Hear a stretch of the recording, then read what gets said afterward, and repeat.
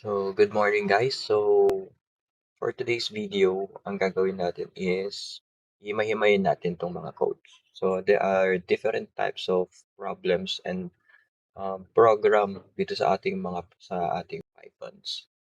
So, this is the laboratory 2. Ayan. So, here, so ano ba to? So, part 1, Student Information System. So, dito, ginagawa lang is may mga prompt questions. So, ito yung kanilang so, ayan. Ito yung kanyang gamit tayo nito. Ayan. So, yung mga yan, mga ano yan, yan yung tinatawag na variables. Okay? Variables tawag sa kanya. Ayan, si student, ID, full name. Ayan, si G1 or grade 1, si grade 2, grade 3, and si section. Okay? Ayan. So, ang ginagawa niyan, halimbawa sabi dito, enter your ID, yung student ID. So, pag nag-enter tayo dyan, yung ating info ng student ID, masustore siya dito sa ating variable. Same as dito sa full name. So, enter your full name. Halimbawa, Rainier Kahayon. Yung Rainier Kahayon na yon, yung value na yon, mapupunta siya dito. Mai-store siya dito sa full name. So, ganun din sa ating grade and sa section. O, punta naman tayo sa dito sa dito sa line 8 and 9. Okay?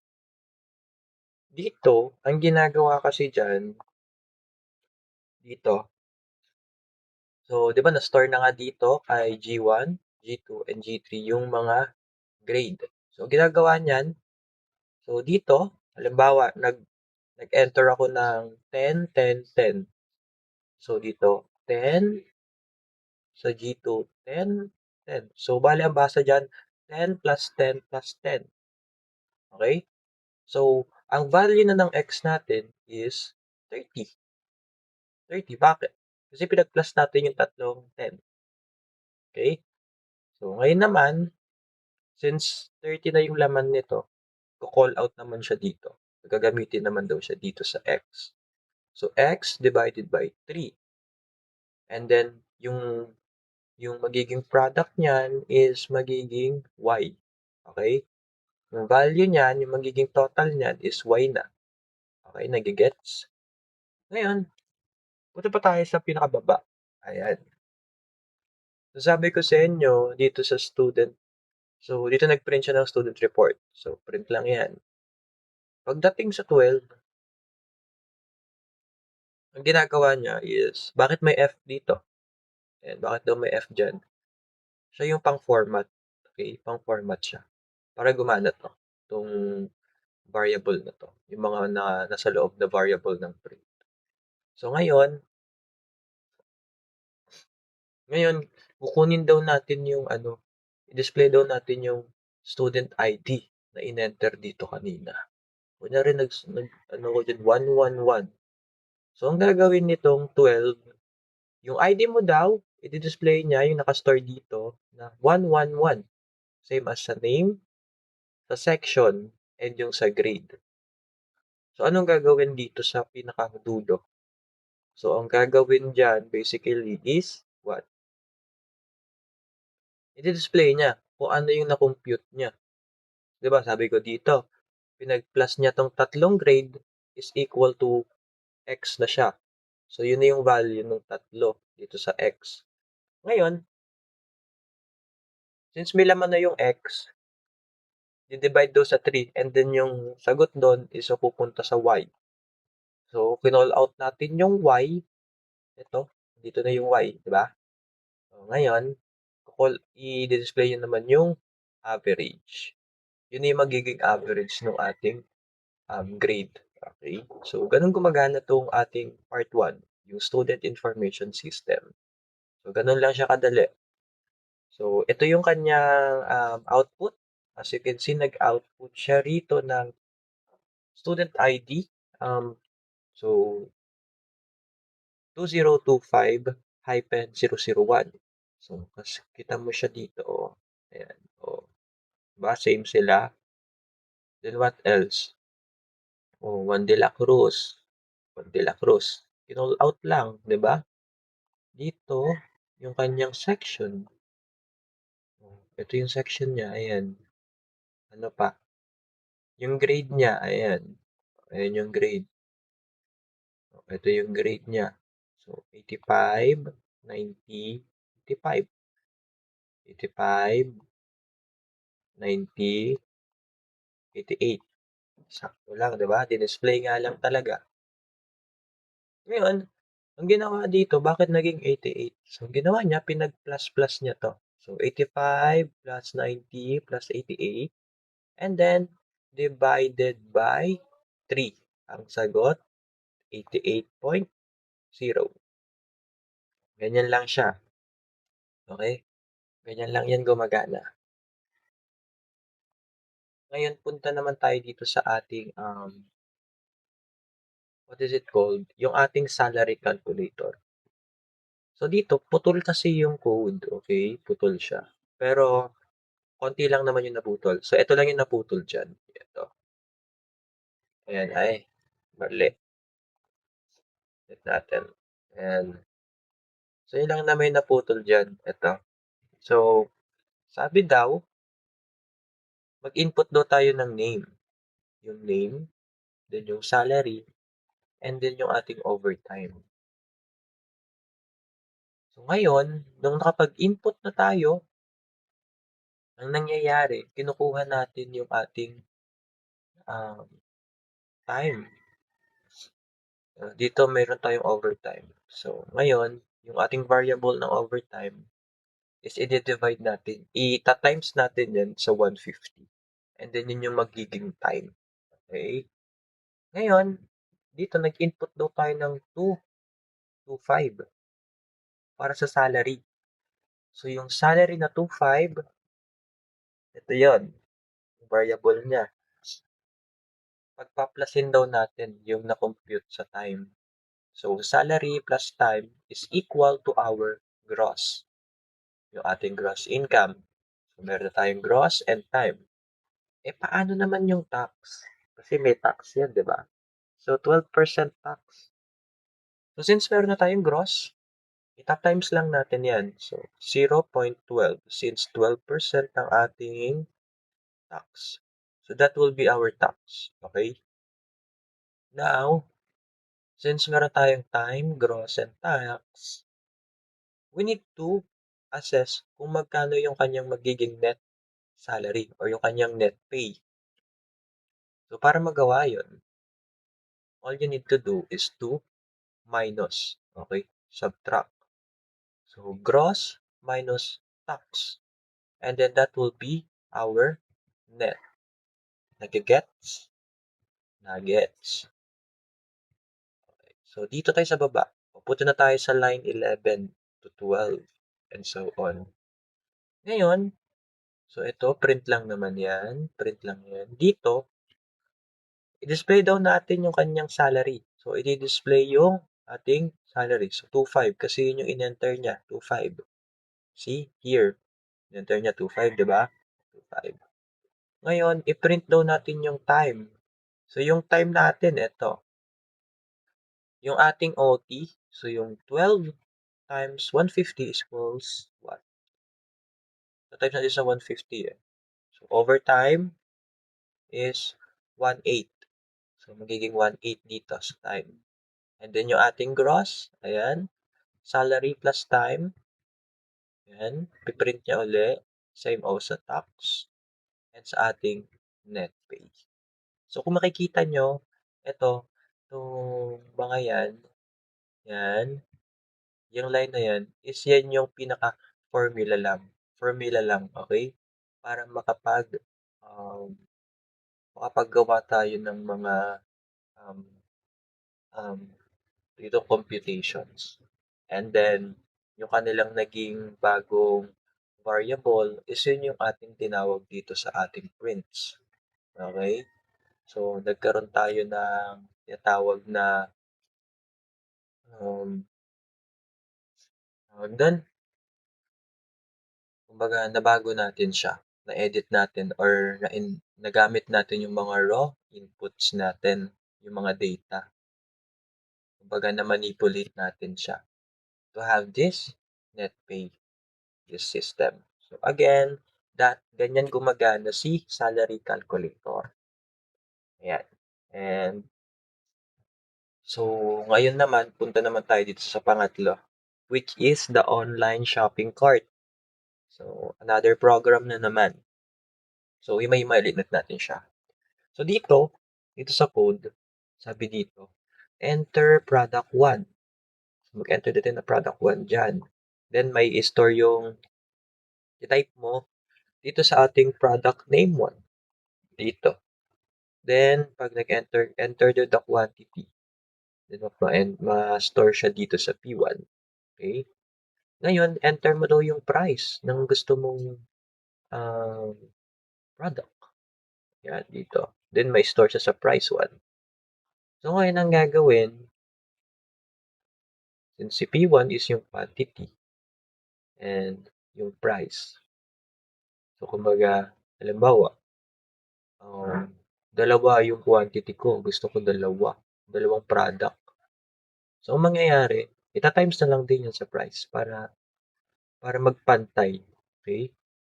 Para ma-total na yung amount ng quantity or its price. Halimbawa, dalawa. Ang price kasi niya is 10. So, ang gagawin niya, since dalawa, 2 times 10. Ang sagot doon is what? 20, di ba? 20. Oo. So, ganun ginagawa niya. And then, tong 20 to, masa-store naman siya dito sa ating sub 1. Nagigets? Again, yung kailangan doon natin mag-enter ng product name. Halimbawa, Apple. Mas-store siya dito sa product name. Then, yung quantity daw. Alam mo, gusto ko dalawa. E di dalawa dito. Okay, dalawa. So, 2. So, we have 2. Okay, 2 for P1. Then, enter daw natin yung price niya. Ang price niya kasi, what? Sabi natin 10. So, ma-store siya dito sa price 1. Sabi dito, P1 times price 1. So, kung 10 is equal to what? Dalawang 10 daw. 2 times 10, 20. So, ayan, 20. So, ang sub 1 natin is 20. So, same mechanics and logical lang din yung nangyayari sa ating um, product 2 and sa product 3. Ngayon, baba tayo dito sa ating 1. Dito sa line 23. Ayan, line 23. Ano to? Actually, dinidisplay niya lang yan eh. Dinidisplay niya lang. So, himay-himay natin. So, yung atin yung F for the format. Ngayon, i-display daw natin yung P1. Again, pag sinabi natin yung P1, siya yung quantity. So, quantity. So, dito, yung quantity. So, sabi natin kanina, 2. So, magdi-display na 2 yan.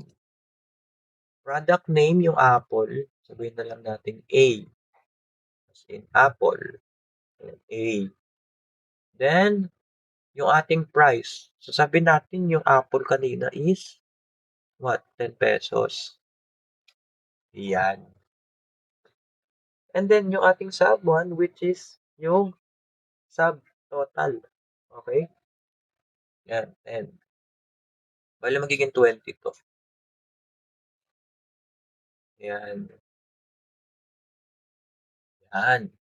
So, magiging ganyan. So bali dalawang apple. So, bali ang ano niya, yung at. Yan. Then, it equals to what? 20. So, ngayon naman, since pinagkukuha nga natin tong mga to, yan, yung mga yan, eto, ayan, ayan, dinisplay pa lang yan. Eh, ano 'to, yan dito yan sa baba, okey? Ang gagawa niyang tol, so kung nakuha na natin lahat ng subtotal or product, pag-iipu-ipunin naman natin siya. So si subtotal 1, ayan ito, palit tayo ng kulay. Ayan ito, oh, subtotal 1 is 20, kunyari yan yung apple. Ito naman, fruits naman na ano, watermelon and then dragon fruit. Ito yung mga subtotal nila. Then pagpa-plus-plusin lang natin yan to have the total. Okay? Ito yon. Kaya makikita mo yung total. Ayan, total. So, para saan naman po itong mga ano, yung bakit nagkaroon na ng colon dot 2F? Eh, wala naman yan kanina sa unang problem. So, yan, para magkaroon tayo ng float. Okay? Para magkaroon ng decimal or dalawang zero. Okay? So, tignan natin yung output. So, I hope nagigets nyo yung kanyang logical or yung flow. Then, ito na. Ayan. So, dito, gaya ng sabi ko, mag-enter tayo ng product apple, yung enter yung quantity, ayan, and then yung price. So, ibig sabihin yung apple daw natin is 50. So, dahil dalawa, ilan siya? 1, 100. Tama ba? Tama ba? Oo, tama. Ito, dahil milk is 70 pesos daw. 70. 70 yan. Yung bread natin is 35. Ayan, 35. Yan. So, ta-times lang natin yan. Okay? So, ilan to? Dalawa. Isa. Lo. So, 50. So, ayan, ito na siya. Oh, diba? Diba? And then yung ating total, since pinag-plus niya kasi to. Ayan, plus niya to. So, 100 plus 70 plus 35 is equal to 275. So, ayan. Ito. I hope nagigets nyo.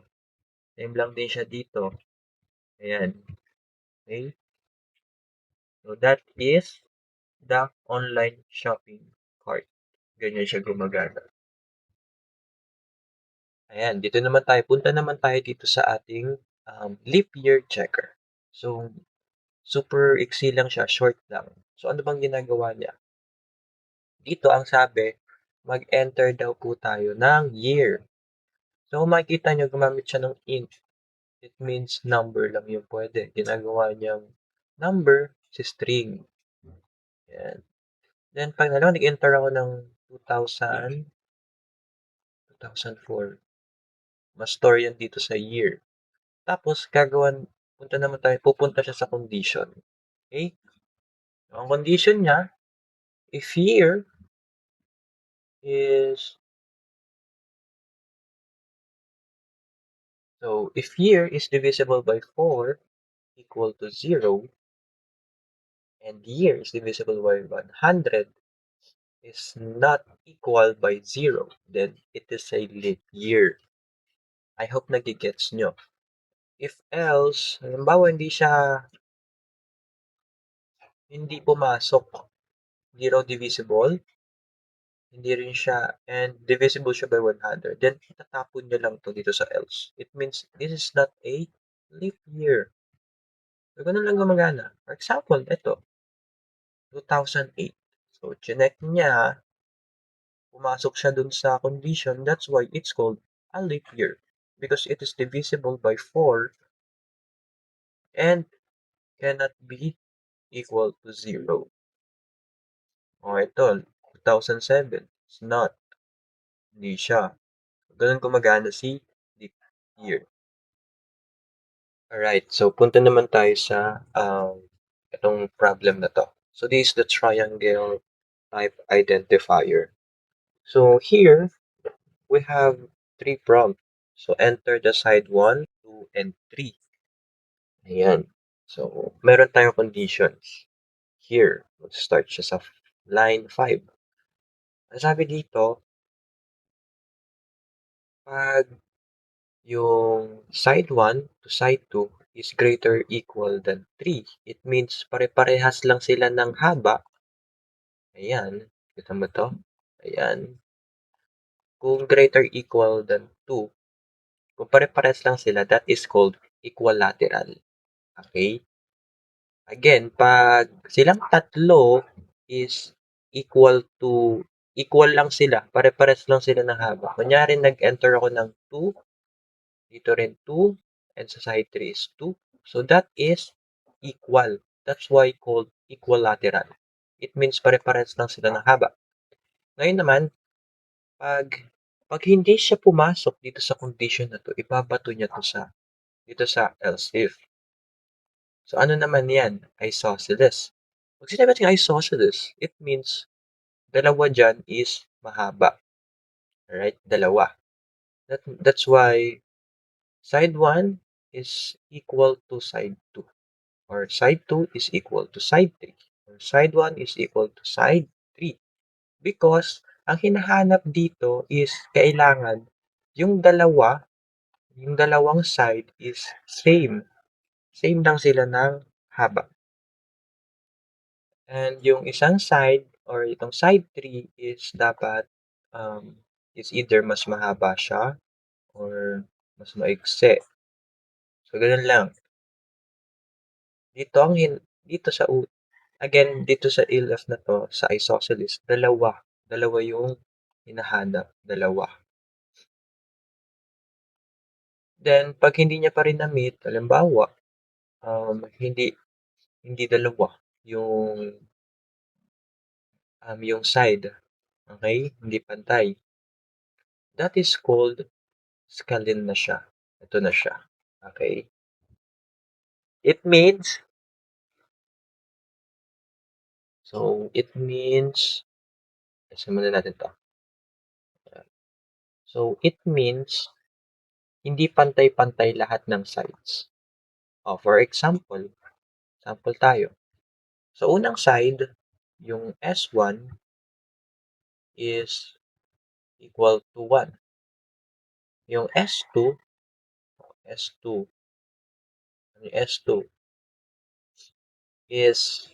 2. Yung S3 or side 3 is 3. So, kung makikita nyo, yung side 1, 2, and 3 is magkakaiba sila ng haba. Si 1, 2, 3. That is called scalene. Balik tayo sa isosceles. Kung si isosceles, paano si isosceles? Ganyan. It means, yung dalawang side is magkaparehas or same lang sila ng equal length. So, mas mahaba si side 3. That is called isosceles. Paano naman kung pare-parehas sila? Yun yung tinatawag nating equilateral. Nagigets? Paano kung iba-iba na? Yung, halimbawa, may letter na, that is called not a valid triangle. So, ito, for example, yung ating output. Nag-enter siya ng side 1, 2, and 3. So, so meron siyang same side na 1 and 2. So, parehas lang sila ng length, 23. 23. Mas mahaba to. Anong sagot doon? That is called the isosceles. And finally, for our last program, tinatawag nating number comparison pa rin naman. Comparison siya pero password kasi siya. Okay? Password. Dito ang ginagawa is we need to enter daw yung username and password. Ngayon, yung ating condition kasi, if yung in-input nating user is is equal to admin and password is equal to 12345, pag parehas siya ng tinype, same siya sa admin and 12345, then it was considered login successful. Ngayon, kung may mali dyan, o halimbawa, wala yung 5, eh kasi naka-end kasi siya. Ibig sabihin, dalawang true dapat. Dalawang true. So it means, may mali kang isa dyan, invalid credentials na siya. Since dalawang true kasi hinahanap natin.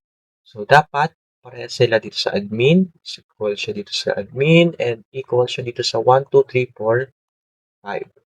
So, ganun gumagana dito si user and password. So, ganun lang kadali itong ating um, itong program na to. So, overall, lahat ng ating mga program simula kanina is different types of by using Python. Okay? Iba-iba. Of course, gumamit tayo ng mga conditions, si if and si elif and si else.